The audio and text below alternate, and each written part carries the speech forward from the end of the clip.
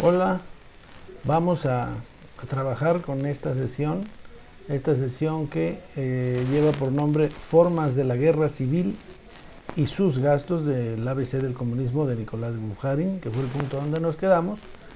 Vamos a verlo ahora en esta ocasión. Entonces, arrancamos. Primero nos dice, el periodo de la guerra civil quedó abierto con la Revolución Rusa, que representa solo el comienzo de la Revolución Mundial. En Rusia estalló primero la revolución porque fue donde se inició el proceso de descomposición del capitalismo. La burguesía y los latifundistas rusos, que pretenden conquistar Constantinopla y Galicia, y que de acuerdo con sus aliados ingleses y franceses habían provocado la guerra, perecieron los primeros a causa de su debilidad y desorganización. La carestía y el caos general se produjo en Rusia antes que en otros países. Por esta razón, el proletariado ruso logró ser el primero en aplastar a sus enemigos e instaurar la dictadura proletaria. Recordemos primero que el hecho de que estemos analizando la guerra civil se debe a que primero logró Lenin la revolución rusa, pero como consecuencia de ello, los enemigos de Lenin se propusieron frenarlo en su desarrollo. Ahora, ¿qué fue lo que ayudó a Lenin a poder hacer su revolución? Pues primero que había condiciones específicas para lograrlo, derivadas ¿de qué? Derivadas del hecho de que se podía instrumentar la revolución porque había ya un grado importante de desarrollo del capitalismo, sobre todo en la parte pegada a Europa, la parte occidental de Rusia, y al mismo tiempo porque la Primera Guerra Mundial tenía ya muy desgastado al pueblo ruso, mandando a sus hijos a la muerte a través de la guerra, y en ese sentido ese debilitamiento favoreció, como dice Bukharin, al fortalecimiento de la revolución rusa.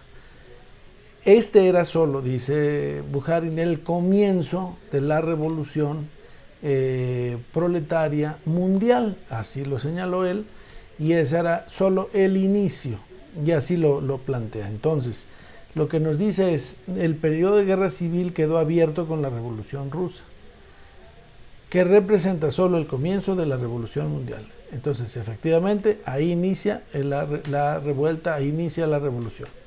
Ahora bien, ahí inicia la guerra civil. Y en Rusia estalló primero la revolución porque fue donde se inició el proceso de descomposición del capitalismo. Ahora bien, avancemos. Ahora bien, de esto no se deduce que la revolución rusa sea la más perfecta del mundo, ni que el comunismo sea tanto más fácilmente realizable, cuando menos desarrollado está el capitalismo en un país.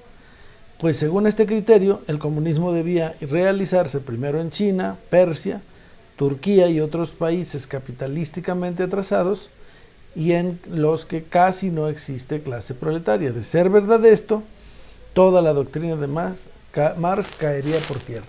Como se puede ver, lo que estamos aquí analizando es que, según lo que dice Bukharin, el reconocimiento de que la revolución se dio en Rusia, fue producto de varios factores en la historia de la humanidad, pero entre ellos por el hecho de que se pudo en un momento determinado desarrollar el capitalismo en ciertos sectores de Rusia, y que había descontento en las comunas de los campesinos, que había extremados niveles de explotación, etcétera, ¿no?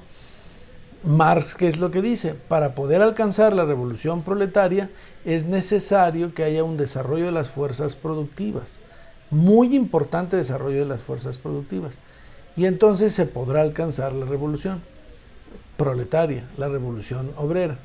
Y por eso dice que si el modelo de Rusia se trasladara, digamos, mecánicamente al entendimiento ¿De qué es lo que pasó?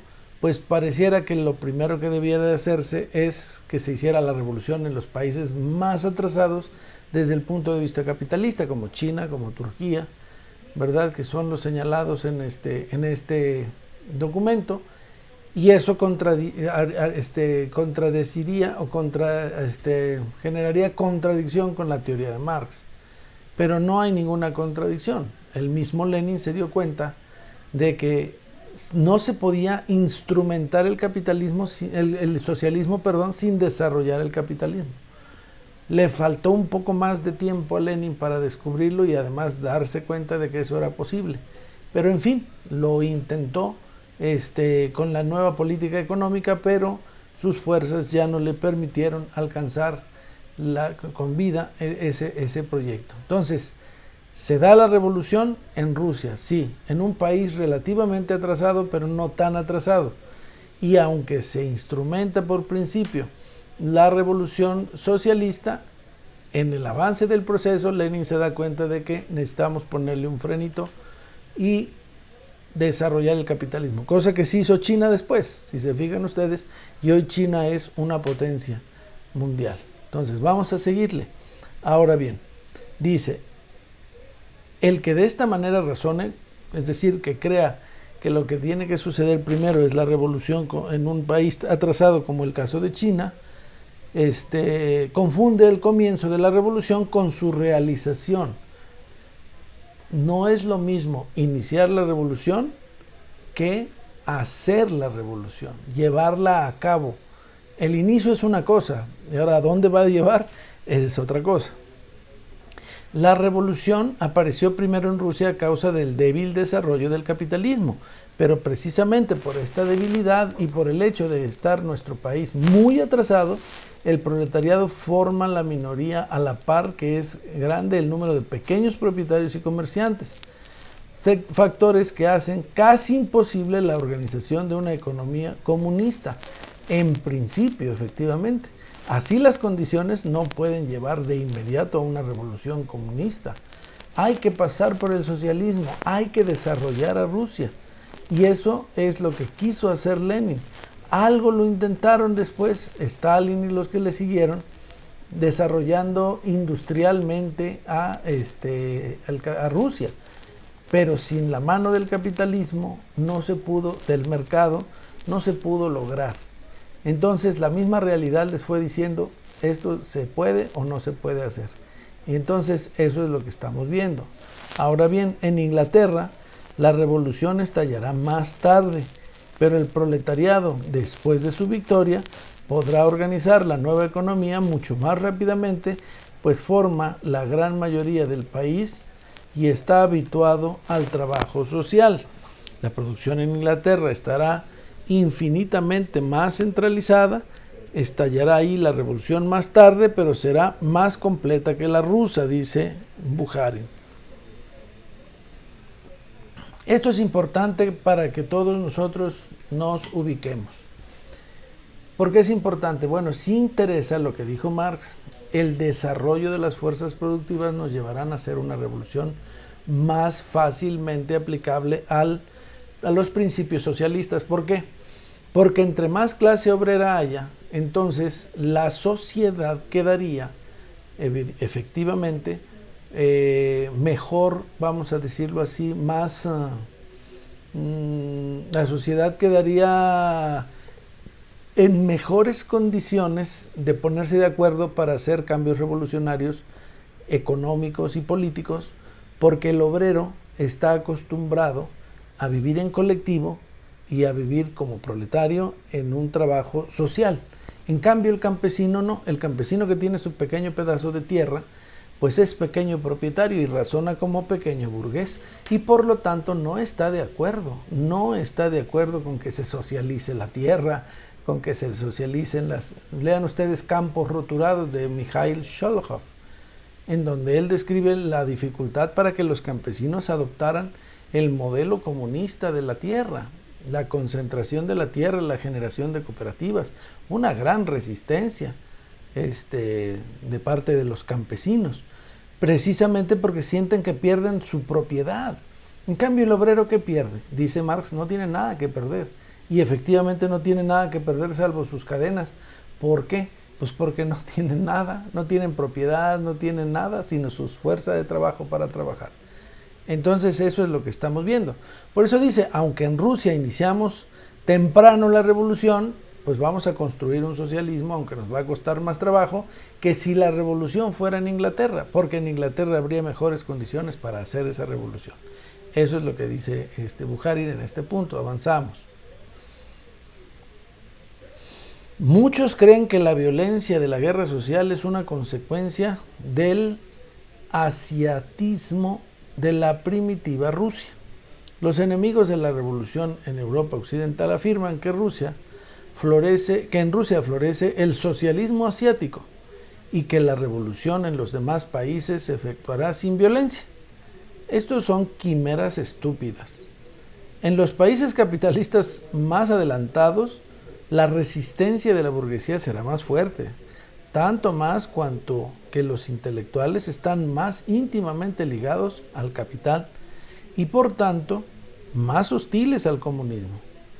Por eso la guerra civil en esos países será mucho más violenta que en Rusia. Esto lo veremos ya en Alemania, donde la lucha revistió caracteres atrozmente sanguinarios. Entonces, ¿qué es lo que estamos viendo? Bueno, primero, cuando dicen que literalmente hay un asiatismo de la primitiva Rusia, es decir, que la violencia de la guerra social se explica por el asiatismo, ¿a qué se refiere? Se refiere a lo que sucedió en los orígenes de Rusia. Les recomiendo que lean una obra muy importante que se llama Historia Mínima de Rusia. Esa Historia Mínima de Rusia explica cómo se originó Rusia. Pero para no hacerles el cuento muy largo, Gengis Khan procede de Asia, de la Mongolia antigua, pegado a China y pegado al mar de Japón, cerca de Japón. Entonces, Gengis Khan logró realmente con su técnica, sobre todo los caballos que tenían unos arneses que le permitían sobre todo a los que lanzaban flechas, disparar sin caerse del caballo y girando el caballo para donde fuera el jinete se acomodaba. Hicieron grandes progresos y por eso Rusia se convirtió en un país primero invadido por los mongoles, pero luego se fue expandiendo, fue expulsando a los khanes, refiriéndose a los como Gengis Khan, que serían como Khan, sería como jefe, a los jefes. Entonces hacia el Asia, luego gobernó Finlandia, gobernó Polonia, gobernó el sur hasta que logró hacerse de Ucrania, hacerse también de Crimea y algunas regiones cercanas a Turquía. En fin, Rusia se expandió muchísimo y le atribuyen a esa acción guerrera, empezando por Asia, que así se diera la revolución. Sin embargo, aclara Bukharin que eso no es así, ¿no? Los enemigos de la revolución en Europa occidental afirman que en Rusia florece el socialismo asiático y que la revolución en los demás países se efectuará sin violencia. Y entonces hace una aclaración terrible, dice, esas son estupideces, es que eso no puede ser. O sea, no es porque Rusia tenga un carácter, digamos, así lo quieren hacer ver, atrasado, porque es asiático y es un país guerrerista, etcétera. Entonces, por eso se hizo la revolución con violencia, y que en otros países la revolución se va a hacer sin violencia. Esos son, dice Bukharin, mentiras, estupideces, así lo dice. En los países capitalistas más adelantados, la resistencia de la burguesía será más fuerte y por lo tanto la resistencia llevará, vamos a decirlo así, a una guerra civil mucho más violenta. Y esto lo veremos en Alemania, donde ya la lucha revistió caracteres atrozmente sanguinarios. O sea, no solamente nos dice que no es cierto que va a haber revoluciones pacíficas y que no va a pasar nada, va a haber revueltas terribles, más allí donde la burguesía esté más arraigada, porque no va a querer perder sus privilegios y la guerra se va a poner muy difícil. Eso hay que tenerlo claro, eso hay que tenerlo presente, no tenemos nosotros que engañarnos. Y no solamente nos lo dice Bukharin, sino que pone un ejemplo, el ejemplo de Alemania, en el que ya los principios de la revolución en Alemania conllevan a severas persecuciones, como nosotros ya vimos. A Marx lo expulsaron, lo persiguió la policía, no lo dejaron dar clases en ninguna universidad, no lo aceptaron. O sea, Marx finalmente fue un perseguido político siempre. Y eso refleja el grado de represión que existía y existió en su momento en Alemania. Y después lo vimos, no nos hagamos, en la Segunda Guerra Mundial, donde la revolución, digamos, la actitud del nazismo en contra de los comunistas fue terrible. Matanzas, la quema de los libros, y luego se fueron contra los judíos. O sea que eso de que la revolución socialista en Alemania sería algo sencillo y fácil y pacífico, la realidad demostró que no. Hitler, que se decía nacionalsocialista, hizo una gran matanza de comunistas, los persiguió, los encarceló, los mató, quemó los libros y luego a los judíos.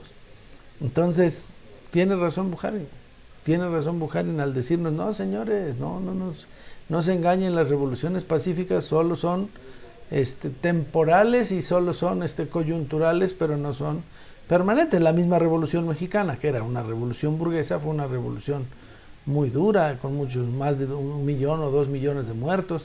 La guerra de secesión de Estados Unidos, que fue la guerra civil española, no fueron luchas sin consecuencias relativas a la pues sí, al terrible sufrimiento y a la violencia, ¿no? Entonces, eso para que lo tengamos presentes. Avanzamos entonces. Ahora, ¿qué nos dice? Los que se escandalizan del terror de los bolcheviques olvidan que la burguesía no rechaza ninguna violencia para conservar la cartera. La resolución del Congreso Internacional Comunista dice sobre todo esto. Cuando la guerra imperialista comenzó a transformarse en guerra civil, y a los ojos de los dominadores, es decir, los más grandes delincuentes que haya conocido la historia de la humanidad, se presentó el peligro de la pérdida de su dominio sanguinario. La bestialidad de ellos se hizo aún mayor. Entonces, ¿qué significa esto?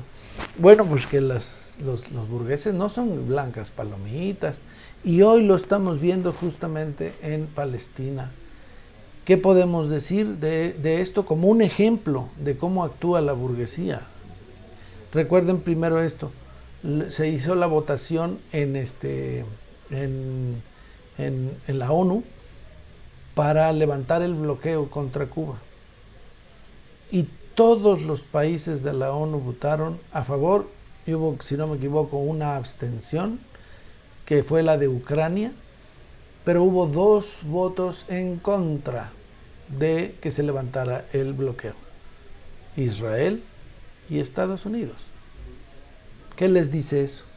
Estados Unidos, que se supone es el país democrático más importante del mundo, fíjense lo que hizo: volver a frenar el levantamiento del bloqueo inhumano que se está viviendo en Cuba.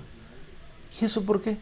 Pues porque no les conviene que se desarrolle una potencia, como puede ser Cuba, a 90 millas de Estados Unidos. Y entonces, ¿por qué también? Pues porque Cuba es socialista y lo ha declarado, y entonces a los gringos no les interesa tener un país cerca de ellos que pueda ser considerado pues enemigo.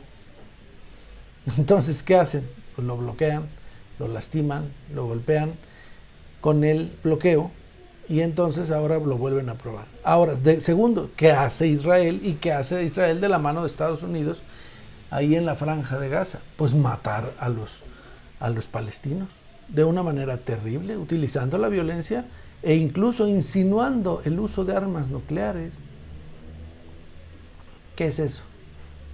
Pues que la gran burguesía de esos países no es una burguesía pacífica, al contrario, estamos viendo los terribles ataques que han sufrido. Sí, hubo un ataque terrorista, pero ¿qué es más terrorista? ¿Lo que está haciendo Israel o lo que le hizo Hamas a Israel en su momento? No hay duda. Lo que hoy está haciendo Israel es terriblemente más malo que lo que está haciendo lo que hizo Hamas en un momento dado. No defiendo a Hamas, porque Hamas incluso fue hecho por Israel para sus propios motivos, y las armas que estaba recibiendo Hamas se las estaba vendiendo Ucrania. Entonces todo lo tenían programado para que pudiera hacerse este ataque, y a raíz de ese ataque tener el pretexto perfecto para distraer la atención del mundo y que ya no se fijaran en Ucrania, y ahora al mismo tiempo devastar a Palestina y a sí mismo provocar una guerra mundial, porque la situación de que está viviendo Estados Unidos es terrible, no les está yendo bien, y entonces andan buscando la manera de hacer la guerra, pero no encuentran ya pretextos, por eso se los inventan. El ejército israelí y su inteligencia 3 días antes sabían que iba a venir el ataque de Hamas, porque se los dijo la inteligencia egipcia, y no hicieron nada, dejaron que pasara todo. ¿Y por qué? Porque querían tener pretexto, y lo tuvieron, y ahora vean lo que están haciendo, cómo matan terriblemente a los palestinos, a los civiles. Esa es la actitud de la burguesía, esa, terrible, sangrienta, y así hay que entenderlo. Avanzamos.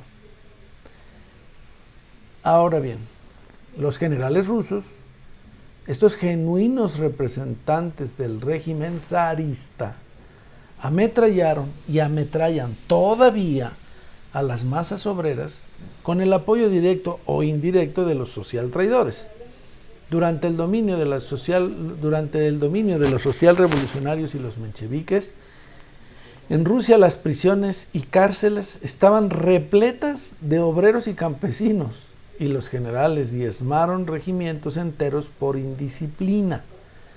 Los generales Krasnov y Denikin, que gozan de la simpatía y el apoyo de los aliados, han hecho fusilar y prender decenas de miles de obreros, llegando para intimidar al pueblo hasta tener expuestas en las horcas 3 días a las víctimas.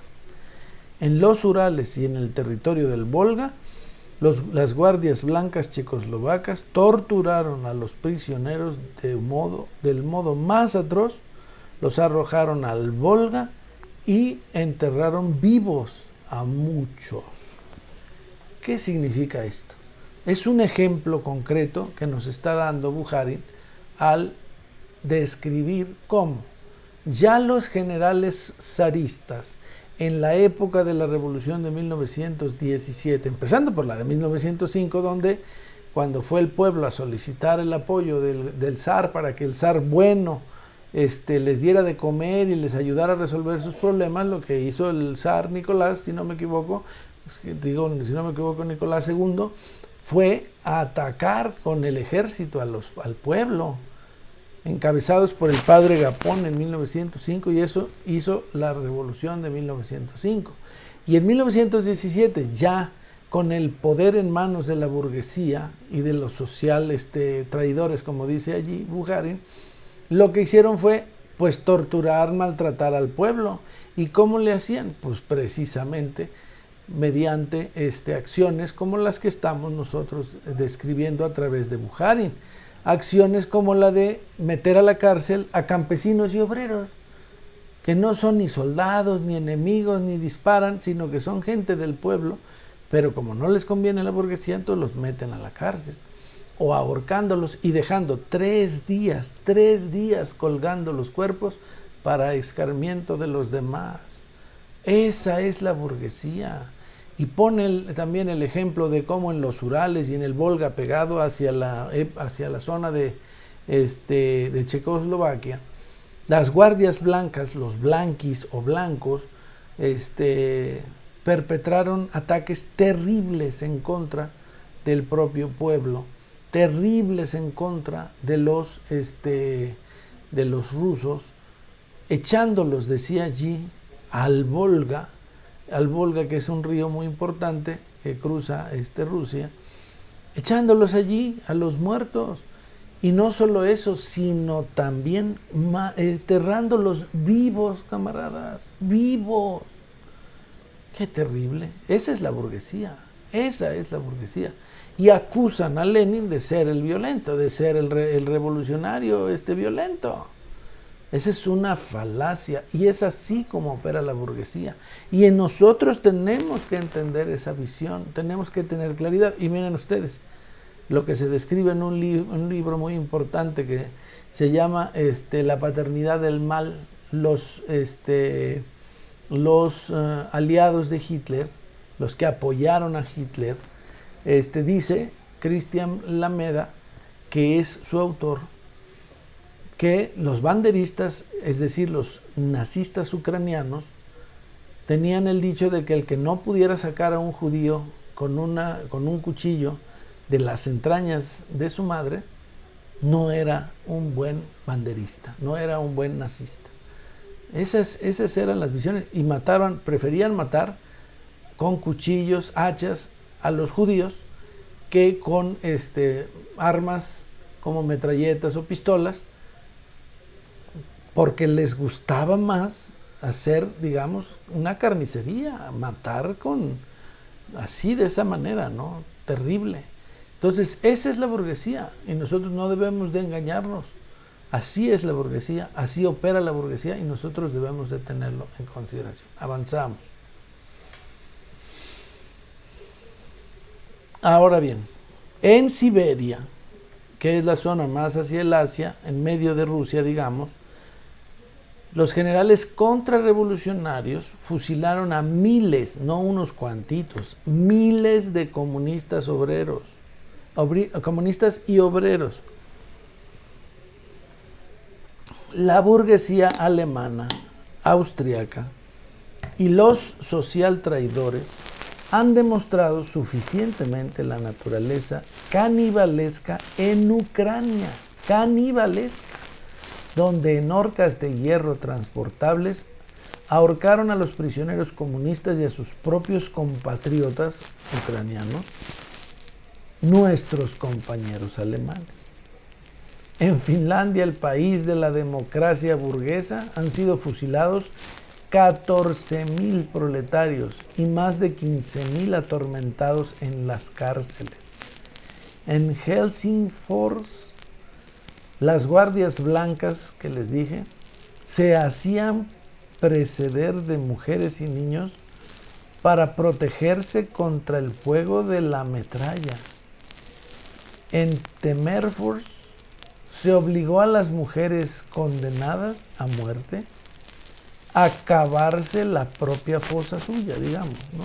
Su propia fosa, donde todo esto se hizo con ayuda de los imperialistas alemanes. ¿Dónde está eso de que la burguesía es la pacífica? ¿Dónde está eso de que la burguesía es la que ayuda al pueblo, la que está preocupada por la democracia? Ahí está la demostración de que es falso. Y que eso nos confirma la necesidad de un mundo encabezado por nuevos horizontes de inteligencia, con una nueva visión multipolar, con una nueva visión socialista, con una nueva visión comunista. Eso es lo que tenemos que hacer, allá tenemos que llegar. Y ahí están los ejemplos concretos, con datos específicos de lo que está pasando justamente que es lo que pasó en Rusia y en algunos países donde hubo terribles masacres. Bueno, seguimos. ¿Qué más nos dice? En su propio país, la burguesía y la socialdemocracia alemana, con la bestial represión proletaria comunista, con el infame asesinato de Carlos Liebknecht y Rosa Luxemburgo, han alcanzado la meta del terror reaccionario. El terror colectivo e individual es la bandera roja bajo la cual marcha la burguesía. La misma situación se presenta en otros países. En la democrática Suiza, a lo más mínimo que se altere el orden burgués, son ametrallados miles de obreros. En América la burguesía ha elevado la galera, la ley Lynch y la silla eléctrica a la categoría de símbolo de la democracia y la libertad. En Hungría, como en España, como en Inglaterra, como en Checoslovaquia, como en Polonia, por todas partes la misma cosa. Los terroristas burgueses no se detienen ante ninguna infamia. Para consolidar su dominio, suscitaron el nazismo y la organización y organizaron la democracia burguesa ucraniana con el menchevique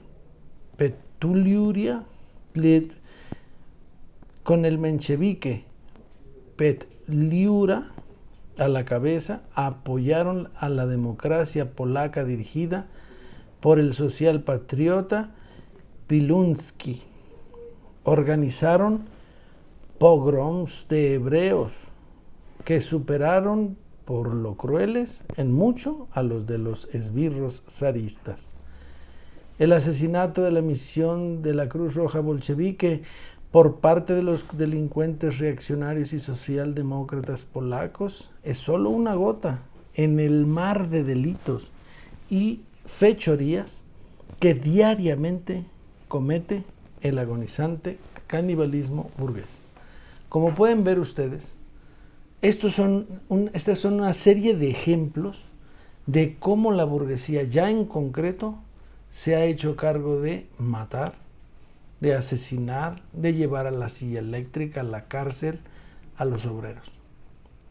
Es terrible lo que hace la burguesía en nombre de la libertad y de la democracia, y repito, hoy lo estamos viendo con los que antes se quejaron de ser maltratados como los judíos, hoy están asesinando a los palestinos por ser palestinos y antes los asesinaron a los judíos por ser judíos. Entonces, fíjense ustedes lo terrible de esta acción de la burguesía, de cómo actúa la burguesía, de tal suerte que la defensa que hagan los revolucionarios para evitarlo es una defensa que se puede catalogar justamente de eso, de una acción de justicia revolucionaria para la construcción de un mundo mejor, como dijo Silvio Rodríguez, y comprendió que la guerra era la paz del futuro. Pero acá los que hacen la guerra la quieren precisamente para el sometimiento de los demás. Los burgueses así razonan, así son. Y ahí está el ejemplo del asesinato de Carlos Liebknecht y de Rosa Luxemburgo, unos revolucionarios que proponían el desarrollo de Alemania y en Alemania misma, y que dio pie, como dijimos, esa represión terrible hacia el nazismo y luego la democracia ucraniana que hoy nos tiene en guerra, precisamente pone el apoyo de los Estados Unidos contra Rusia para evitar justamente, fíjense, el mundo multipolar. Lo que quieren es que haya un solo dominio del mundo y ese dominio lo lleven solo los Estados Unidos. Ese es el fondo. Entonces, avancemos en nuestra explicación. Vamos ahora a ver la guerra civil, a medida que progresa, asume nuevas formas. Cuando el proletariado está oprimido, lleva esta guerra en forma de insurrecciones contra el poder estatal de la burguesía. Pero ¿qué sucede cuando el proletariado se ha adueñado del poder?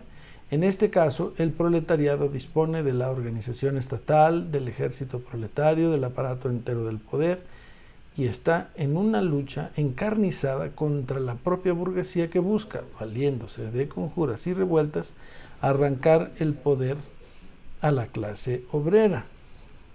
Entonces, en este caso, ¿qué es lo que estamos viendo? Hay dos formas de la guerra civil. La primera, cuando el pueblo lucha para derrocar a la burguesía, sin tener el poder el pueblo, sin tener el poder la clase trabajadora. Y la segunda forma que se aprecia es, una vez que tú tienes el poder, tienes al ejército, tienes los medios del Estado, entonces cambia de forma y vamos a ver justamente en qué consiste esto, ¿no? Entonces avanzamos, pero además el Estado proletario está obligado a combatir contra estados burgueses extranjeros si es que hubiera una guerra. La guerra civil entonces toma una nueva forma, la de una verdadera guerra de clase, en la que vemos al Estado proletario en lucha contra los estados burgueses. Los obreros no combaten ya solos a la burguesía del propio país, sino es el proletariado quien conduce una verdadera guerra contra los estados capitalistas. Esta guerra no se hace con fines de conquista y rapiñas, sino por la victoria del comunismo, por la dictadura de la clase obrera, la dictadura del proletariado. Y así ha sucedido. Desde la Revolución de Octubre, la Rusia de los soviets ha sido agredida por todas partes, por Alemania, por Francia, por América y el Japón, etc. A medida que la Revolución rusa incitaba con su ejemplo a los obreros de todos los países a la rebelión, el capital internacional se organizaba cada vez más contra la revolución y buscaba el llegar a una alianza de todos los bandidos capitalistas contra el proletariado. Como se puede ver, justamente esto es importante tenerlo presente. Lo que estamos ahora detectando es que, ¿cuál es el cambio de forma? El cambio de forma es que ahora la lucha que se representa, que se da de manera, la guerra civil, es una guerra, una lucha de clases, donde la clase proletaria por primera vez es mayoría e intenta dominar, vamos a decir, las fuerzas contrarrevolucionarias para con ello frenarlas y poder construir de ahí en adelante una sociedad socialista y luego una sociedad comunista. Pero ¿qué vas a encontrarte? Te vas a encontrar con una fuerte resistencia, ya no solo local, es decir, de la burguesía del país o de la burguesía campesina de ese país, sino que te vas a enfrentar ahora a burguesías externas que tienen intereses en el país, en Rusia. Y estamos hablando de la burguesía alemana, de la burguesía francesa, de la burguesía norteamericana, de la burguesía japonesa, etc. Entonces cambia de forma. Es una lucha de clases, pero ya no solo al interior del país, sino que se vuelve una lucha contra los estados burgueses de otras naciones. Entonces hay que estar listos para poder enfrentar eso, que fue lo que hizo Stalin más adelante, que cuando derrotó a Alemania. Es más, los rusos 2 veces tomaron Berlín, una en el siglo XVII, si no me equivoco, y otra en el siglo XX, cuando llega Stalin a tomar en 1945 Berlín. ¿Y eso qué significa? Bueno, que la lucha ya no era solamente contra los burgueses o los reaccionarios internos de Rusia, sino que ahora había que pelear contra los enemigos del mundo. Y es como con 27 millones de muertos, Rusia en la Segunda Guerra Mundial derrota al nazismo y por esa vía logra salvar a la humanidad. Entonces, fíjense cómo efectivamente la lucha cambia de forma cuando uno toma el poder. Ahora ya no es una lucha solamente interna, es una lucha de clases, pero ya no solamente interna, sino de país socialista, revolucionario, contra países burgueses. Avancemos entonces. Una tentativa de este género fue la que hicieron los capitalistas en la conferencia de Versalles, a sugerimiento de Wilson, ese crítico agente del capital americano. La Sociedad de las Naciones, nombre que le dieron a esta nueva organización, no es en realidad una liga de pueblos, sino de los capitalistas de todos los países y sus gobiernos burgueses. Esta liga representa el intento de organizar un enorme trust mundial que abarque a todo nuestro planeta para explotar al mundo entero y reprimiera de modo más eficaz la revolución de la clase obrera.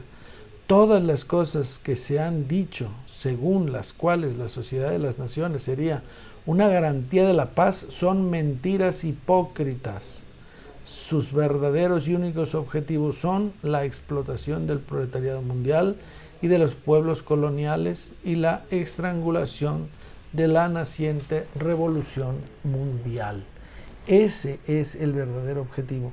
Fundan la Organización de Naciones, que luego fue la ONU, la Organización de Naciones Unidas, la Sociedad de Naciones primero y luego la ONU, después de la Segunda Guerra Mundial, con el propósito, pues no de resolver los problemas de hacer que el mundo se vuelva un mundo revolucionario, no, ¿qué va a ser? Lo que quieren es generar justamente lo contrario, es decir, un mecanismo para la defensa del sistema burgués y la explotación de la clase trabajadora del mundo. Y así se explica, por ejemplo, que con el nacimiento de la ONU, en vez de incluir a China como país, incluyeron a Taiwán. O sea, lo que le interesaba a los Estados Unidos. Pero si China tenía en aquel entonces casi 1.000 millones de seres, y Taiwán pues era una cosita así chiquita. Ah, no, metieron a Taiwán y no metieron a China. Fue hasta que México en 1971 propuso que se integrara China como una sola, incluido Taiwán. Y es como se aprueba una resolución en la que, por supuesto, Estados Unidos estuvo en contra, pero no importó, sacan a Taiwán de la ONU y entra China junto con Taiwán como una sola China. Es un ejemplo de para qué sirven estas naciones. O como dije, vuelvo a repetir el ejemplo de Cuba, que acaba de suceder la semana pasada. ¿Qué sucedió? Lo que sucedió fue que se aprobó por una inmensa mayoría de los países. Es más, solo hubo 2 votos en contra y una abstención, como ya dije, en contra de levantar el bloqueo contra Cuba. Todos los demás países, todos aprobaron que se levantara el bloqueo. Pero ¿quién creen que no lo hizo? Estados Unidos e Israel. Y en abstención, Ucrania. Ahí se demuestra cómo están aisladas las potencias que quieren el dominio total. Y como hemos dicho, las sanciones contra Cuba son un ejemplo de la violación de todos los principios del mercado que dicen defender, el sacrosanto mercado que dicen defender los Estados Unidos. Mienten. Entonces, forman estas sociedades como un trust, dice, es decir, una organización para defender los intereses de los grandes capitales. Avanzamos. El primer violín de esta orquesta está representado por América, que se ha enriquecido enormemente con la guerra. América es la acreedora de todos los estados de Europa. Su posición predominante la debe también a su riqueza en materias primas, el carbón y el grano. Por eso piensa mantener esa dependencia suya a los demás bandidos. Se puede decir que la posición dominante de la sociedad de las naciones les está asegurada. ¿Por qué? Bueno, porque Estados Unidos entra tarde a la Primera y a la Segunda Guerra Mundial, y por su lejanía con Europa, Europa se destroza, pero a Estados Unidos no le pasa nada. Lo único que le pasó fue el caso de Pearl Harbor, pero que está allá por Hawái, lejos de acá. Entonces, en realidad, Estados Unidos lo que hace es gobernar. Cuando habla de América, entiéndase Estados Unidos. Entonces, ¿qué es lo que logra con esto Estados Unidos? Tener el control, el poder de todo del proceso, dado que las deudas, los recursos de reconstrucción y muchas otras políticas se garantizan derivadas de una dependencia con Estados Unidos. Entonces, la guerra la gana de alguna manera Estados Unidos y por lo tanto logra a través de la Sociedad de las Naciones hacer que le obedezcan. Y eso es lo que sucede. Avanzamos. Resulta interesante observar con qué cantidad de frases humanitarias y generosas los Estados Unidos tratan de cubrir su política de rapiña. Entraron en la guerra mundial como salvadores de la humanidad, etc.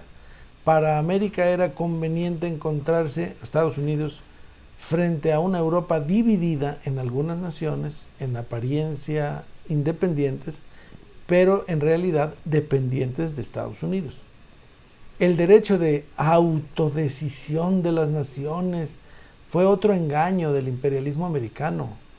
La gendarmería capitalista, las guardias blancas y la policía que, según el Plan Wilson, tienen la misión de sofocar en todos los países la revolución, fueron instituidas con el pretexto de tener una fuerza armada destinada a castigar toda violación de la paz. En 1919, todos los imperialistas se convirtieron de un golpe en ardientes pacifistas y gritaban hasta quedarse sin voz que los verdaderos imperialistas y enemigos de la paz eran los bolcheviques. El deseo de estrangular la revolución se ocultaba aquí bajo la bandera del pacifismo y de la democracia. Uno de los países más mentirosos e hipócritas es Estados Unidos, justamente. ¿Por qué lo es? Pues porque lo que le interesa a Estados Unidos es tener el poder, el control del mundo, y no acepta contrapesos. Pero si el país que más guerras ha tenido es Estados Unidos, según recuerdo que ahora que se hablaba de las invasiones que ha tenido Estados Unidos, de los últimos 200 años, solo 2 o 3 años no ha estado en guerra Estados Unidos.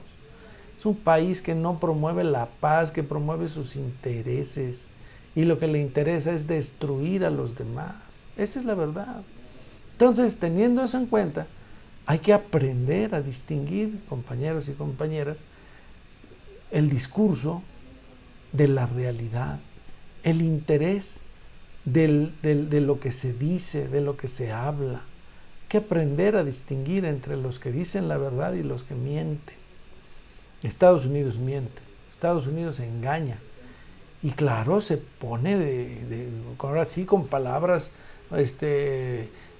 rimbombantes, como ha dicho el maestro Aquiles, palabras bonitas para ya no llamarle feo a las cosas, sino se llaman eufemismos. Y entonces somos defensores de la paz cuando son los más guerreristas. Entonces engañan a la población, engañan al mundo entero y nos dejamos engañar, nos la creemos. Y hay quienes hoy defienden a Israel sin tener en cuenta que Israel hoy está cometiendo un genocidio que otro tiempo Hitler cometiera en contra de su propio pueblo. Entonces, no, hay que tener mucho cuidado con lo que quiere hacer Estados Unidos, haciéndose pasar por el bueno cuando es el verdaderamente malo. Y nosotros tenemos que abrirle los ojos al pueblo. Avancemos. De hecho, la sociedad en las naciones ya ha dado pruebas de ser gendarme de la reacción internacional. Sus agentes han ahogado la República Soviética de Baviera y de Hungría. Participaron en las tentativas de estrangular al proletariado ruso. Los ejércitos ingleses, americanos, franceses, japoneses, en unión con los contrarrevolucionarios rusos, asaltaron a Rusia por todas partes. Emplearon hasta las tropas coloniales con la clase obrera rusa y húngara, Odessa y Budapest. ¿Qué grado de infamia puede alcanzar la sociedad de las naciones? Lo vemos en el hecho de que los bandidos civiles mantuvieron una asociación de asesinos, teniendo por jefe al general Judenik. Y la sociedad de las naciones instiga a Finlandia, a Polonia, etcétera, contra la Rusia de los soviets, urde conjuras, organiza atentados contra los comunistas rusos, etcétera. No existe infamia de la que no sea capaz la sociedad de las naciones. Entonces, ¿qué es la sociedad de las naciones? Un títere del gobierno norteamericano, de los burgueses norteamericanos, de los grandes capitalistas guerreristas norteamericanos que quieren a fuerza imponer su voluntad. ¿Y cómo lo hacen? Pues no solamente de palabra o no solamente en resoluciones en las asambleas que realizan con sus delegados, sino que ya en los hechos mandan ejércitos o mandan revoltosos o se ponen de acuerdo con mercenarios, les pagan para destruir, frenar el desarrollo de algunas expresiones que afectan los intereses de los Estados Unidos. Por ejemplo, cuando Nicaragua triunfó en los años 80, le mandaron allí a la contra, le llamaban los contrarrevolucionarios o la contra, y le pagaban en dólares a los contrarrevolucionarios que recibían dinero por combatir el socialismo en Nicaragua. Por poner un ejemplo, eso es vigente, esto acaba de pasar en los años 80, no hace mucho, y acá estamos hablando de 1919. donde Estados Unidos y todos sus aliados y corifeos quisieron apagar la revolución rusa por todas las vías, y lo hicieron en Hungría, por ejemplo, como nos lo señala Bukharin. Entonces, esa es la realidad, y hay que entender esa realidad para poder decidirse del lado de quién ponerse, y hay que ponerse del lado siempre del pueblo trabajador. Avancemos. Cuanto más amenazadora se hace la ofensiva del proletariado, tanto más estrechamente se une la mesnada capitalista. Marx y Engels escribieron en 1847 en el Manifiesto Comunista: un fantasma recorre Europa, el fantasma del comunismo. Todas las potencias de la vieja Europa se han unido en santa alianza contra ese espectro. El Papa y el Zar, Metternich y Guizot, los radicales franceses y los polizontes alemanes. Desde entonces a hoy han transcurrido muchos años. El espectro del comunismo, o sea, el fantasma del comunismo, se ha convertido en un cuerpo de carne y hueso. Contra él han salido al campo no solo la vieja Europa, sino el mundo entero capitalista. Pero la Sociedad de las Naciones no será capaz de realizar sus dos fines: organizar la economía mundial en un trust único y aplastar a la revolución mundial. Entre las grandes potencias reina la discordia. América y Japón están divididas por infranqueables antagonismos, lo cual se demostró en la Segunda Guerra Mundial. En cuanto a Alemania, sería pueril, o sea, de niños, creer que pudieran nutrir sentimientos amistosos hacia los señores aliados que le han despojado completamente. Pues ahí se ve el nacimiento justamente de el nazismo.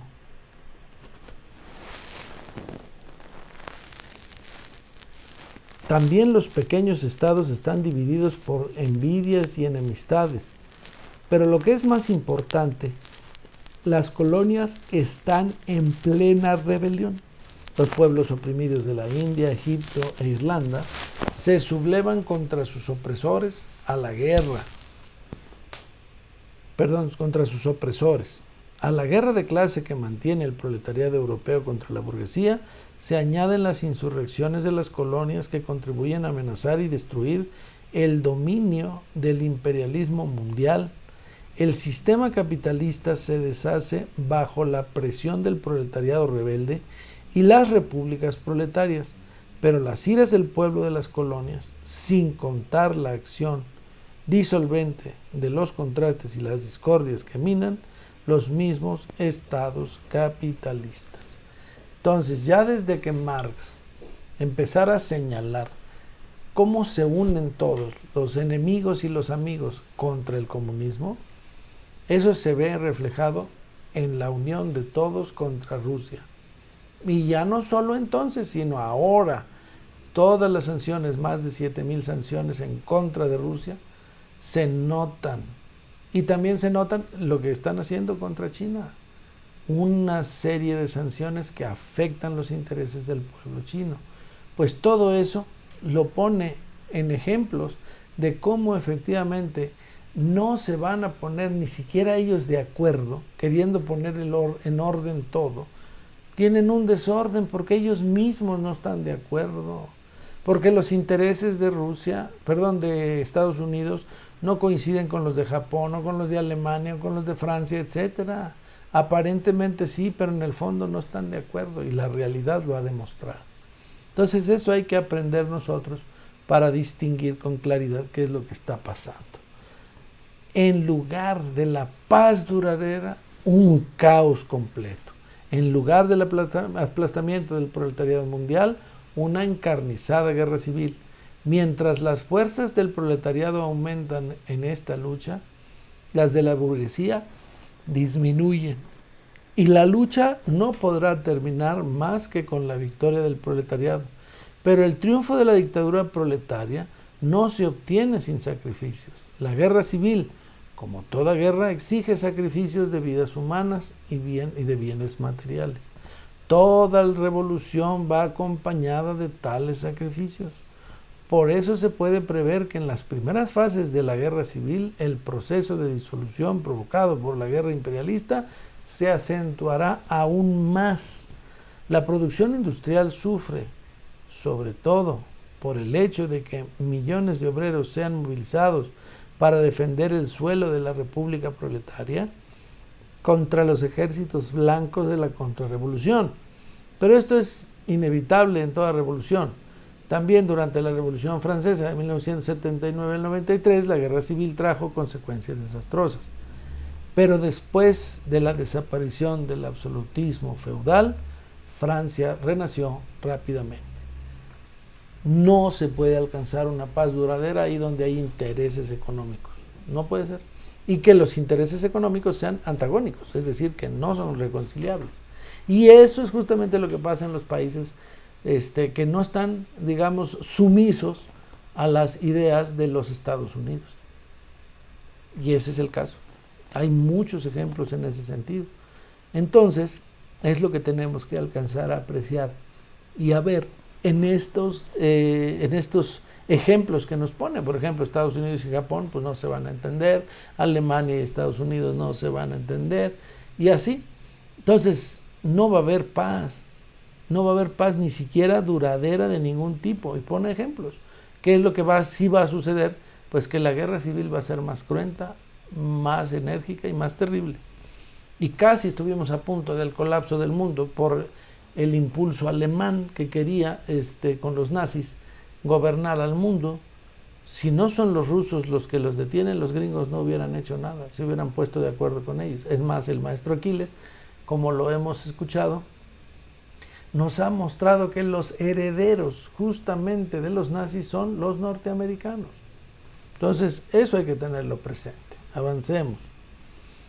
Todo el mundo comprenderá que en una revolución tan grandiosa como la del proletariado universal, destinada a destruir un edificio social construido en el curso de siglos, de siglos, los sacrificios no pueden ser leves. La guerra civil se desenvuelve actualmente en una escala mundial y en parte se transforma en una guerra entre estados burgueses y proletarios. Los estados proletarios que se defienden contra el imperialismo capitalista hacen una guerra de clase que es santa. Pero esta guerra requiere sacrificios de sangre y al prolongarse la batalla aumenta el número de víctimas y progresa la destrucción. En pocas palabras, hacer una revolución no es una cosa sencilla, tiene un gran costo y lamentablemente sí hay costo relativo a las vidas humanas. ¿Y esto por qué? Bueno, pues porque los Estados Unidos, los poderosos, no van a dejar de ninguna manera de pues pásale, ¿no? Hazte de las propiedades que construyó el proletariado. No, señor, esas propiedades son mías y si quieres agarrarlas te va a costar la guerra. ¿Qué es lo que está pasando? Acaba de renunciar, me platicaba un diputado recientemente, el encargado de vender armas en los Estados Unidos, porque lo que estaban haciendo era venderle armas a Israel e Israel usarlas en contra del pueblo palestino. Y esto no se hizo un escándalo porque Estados Unidos lo cayó, pero eso es lo que está pasando. O sea, la verdad se dan cuenta del grado de salvajismo de los intereses de los Estados Unidos, con lo que hay que tener mucho cuidado y con lo que hay que seguir batallando. Y entender que la revolución implica costos altos, incluso, como dijera alguna vez el biólogo tolentino, cuotas de sangre. Pero ahora sí, como dijo Silvio Rodríguez, comprendió que la guerra era la paz del futuro. Y si nosotros no frenamos las ansias capitalistas, ellos van a destruir a la sociedad entera. Ellos sí van a matar, ellos sí van a destruir. Ejemplo, en Chile, Salvador Allende dijo, yo cómo voy a... Le decían, pero por favor, disuelve el Congreso. Y dice, no, es una institución de más de 135 años, ¿cómo la voy a disolver? Llegó Pinochet, la derecha, y eso hizo. Además de bombardear, matar, recluir en un estadio, asesinar, golpear, destituyó el Congreso. Eso hizo. O sea, la burguesía sí está dispuesta a todo. Y se supone que son los pacificadores, mira nomás. Entonces hay que entenderlo y comprenderlo. Y ese es el mensaje que nos da en este caso Bukharin. Los sacrificios que cuesta la revolución no pueden en ningún caso dar un argumento contra ella. La sociedad capitalista ha dado origen al más espantoso cataclismo que jamás había visto la historia. ¿Qué guerra civil puede prolongarse con esa loca y delictiva destrucción de tantos seres humanos y de tantas riquezas acumuladas en el transcurso de los siglos? La humanidad debe terminar con el capitalismo de una vez y para siempre. Para realizar esta obra, ningún sacrificio puede ser demasiado grande. Es necesario soportar por algún tiempo los dolores y los daños de la guerra civil para el advenimiento del comunismo, que limpiará todas las plagas y determinará un rapidísimo desarrollo de las fuerzas productivas de la sociedad. En otras palabras, la guerra es una necesidad para poder lograr una vida en paz, sobre todo no por culpa de los revolucionarios, sino por culpa de los que no quieren que el avance de los revolucionarios y ven afectados sus intereses. Y en ese sentido, pues la guerra no es provocada por nosotros, sino por los enemigos. Y como hemos dicho, nosotros tuvimos nuestra pequeña guerra civil en Chimalhuacán, y el resultado fue que si nosotros no hubiéramos presionado, no nos hubiéramos movilizado, no hubiéramos planificado una marcha nacional en Toluca, las cosas se hubieran complicado muchísimo más. Y el resultado fue que con el triunfo de nuestra pequeñita guerra civil, derivada de la lucha organizada y de la unidad de todos los antorchistas, se logró justamente acabar con los lobos y empezar una etapa de desarrollo en paz de muchos años en Chimalhuacán, de más de 21 años, con un desarrollo impresionante. O sea, ahí está la prueba concreta de que sí, la cuota de sangre fue de 10 camaradas, pero el resultado es que no fue en vano. Y el resultado fue que vivimos 21 años en paz y en desarrollo y dándole al pueblo de Chimalhuacán lo que nunca antes se le había dado, la oportunidad de dejar de ser un pueblo abandonado, un basurero, para convertirse en una ciudad modelo, una ciudad moderna, una ciudad nueva. Y eso es lo que nosotros, los antorchistas, hicimos. Entonces, la lucha para alcanzar una revolución no es sencillo, por eso dice, es necesario soportar por algún tiempo los dolores y daños de la guerra civil para el advenimiento del comunismo. Solo así, sí hay que sufrir, pero vamos a lograr triunfar educando y organizando al pueblo, educando y organizando a la masa.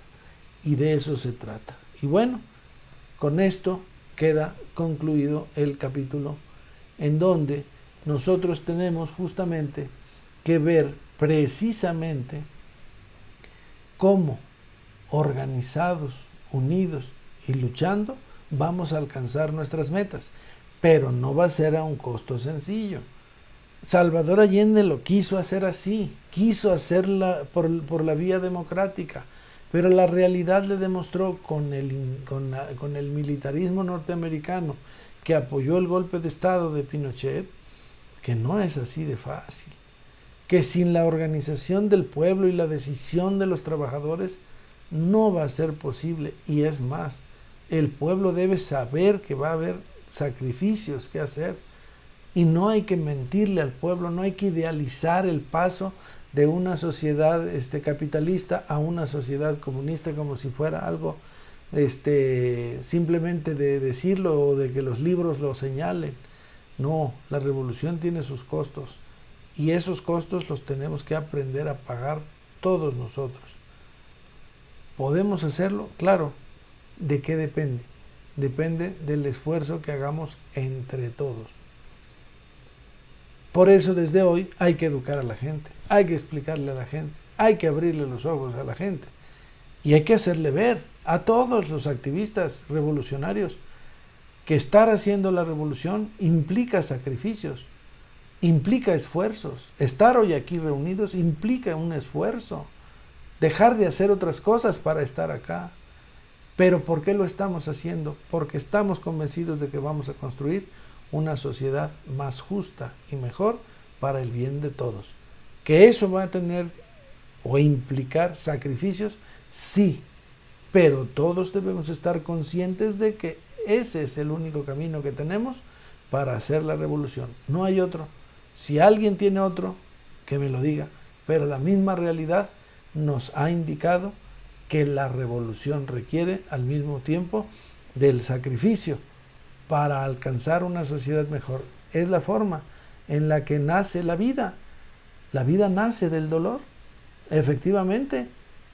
Es la contradicción natural de los procesos que hacen que nazca lo nuevo. O si no, pregúntenle a una mujer embarazada si nace su hijo sin ningún dolor. Esos médicos que dicen parto sin dolor, mienten, porque justamente un parto natural implica un gran dolor de la madre, pero el resultado final es una nueva criatura, que esa es la que le da vida y emoción, y a pesar del grandísimo dolor que se siente, la esperanza del niño o la niña nueva nos llevan a hacer cualquier sacrificio por el bien de la sociedad. Lo mismo entonces en la sociedad sucede. Hay que hacer un gran sacrificio, hay que hacer un gran esfuerzo, sí, pero ¿a cambio de qué? De una sociedad más justa y mejor, que es la que queremos construir. Y hay que explicárselo al pueblo, empezando por la cabeza del pueblo, los más conscientes que son ustedes, y luego a los demás, para que todos sepamos que la revolución no va a ser miel sobre hojuelas, pero que la tenemos que hacer, cueste, como dice la consigna, lo que cueste, para lograr que México sea más justo y mejor. Muchas gracias.